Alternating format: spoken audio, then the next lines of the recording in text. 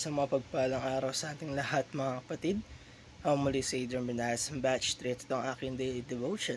At ngayong araw ay pag-uusapan natin ay kung alam mo na ba si Jesus ang Panginoon ng sex.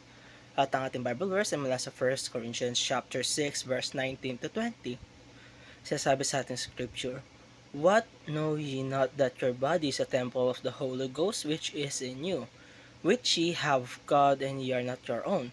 For ye are bought with a price, therefore glorify God in your body and in your spirit, which are God's."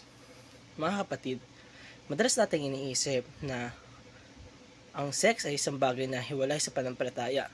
Parang isa itong bahagi ng buhay na hindi dapat pakialaman ng Diyos. Pero ang totoo, sex is not a domain outside of Christ's Lordship.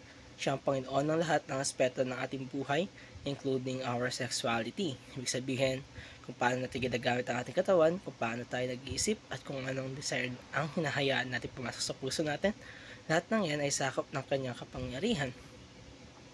Unang-una dito ay sex is not a domain outside of Christ's Lordship.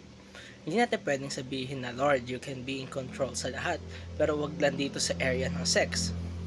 Dahil if Jesus is truly Lord, He is the Lord of all. Kaya kung paano natin tinitingnan ang purity, kung paano natin dire-respeto ang ating katawan at katawan ng iba, dapat naaayon ito sa kanyang salita. Sinusuko dapat natin ang area ng sexuality sa kanya at nagiging act of worship ito. Kalawa, sanctification is God's will under Christ's Lordship.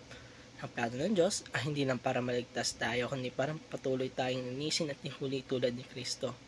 Kasama dito ang ating sexual purity. Sa panahon ngayon, napakaraming tukso, pornography, premarital sex, at iba pang immorality. Pero manayaw dito, ang will ng Diyos, this is the will of God, even your sanctification, that ye should obtain from fornication. Ito ay ayon sa 1 Thessalonians chapter 4 verse 3. Kaya kung susuko natin ang ating desires kay Lord, tulungan niya tayong mamuhay na may kalinisan. Panghuli, surrender is the only response sa Christ's Lordship. Mga kapatid, hindi sapat na alam lang natin na si Jesus ay Panginoon ng lahat, kasama ang sex. Dapat ay mayroon tayong action at ayun ay full surrender sa Kanya. Hindi half-hearted, hindi selective obedience, kundi buong pagpapasakop sa Kanya. Kapag ginawa natin ito, ay makita natin na ang sex na nilikha mismo ng Diyos ay may layunin. At ito ay pakita ang covenant, love, faithfulness, at purity. Pag tayo naman sa labas ng kanyang lordship, nauuwi ito sa kasalanan at pagkasira. Pero pag tayo ay isinuko sa kanya, naging pagpapala ito at kaluwalhatian para sa Diyos. At dito nagtatapos ang aking daily devotion. Maraming salamat sa panonood.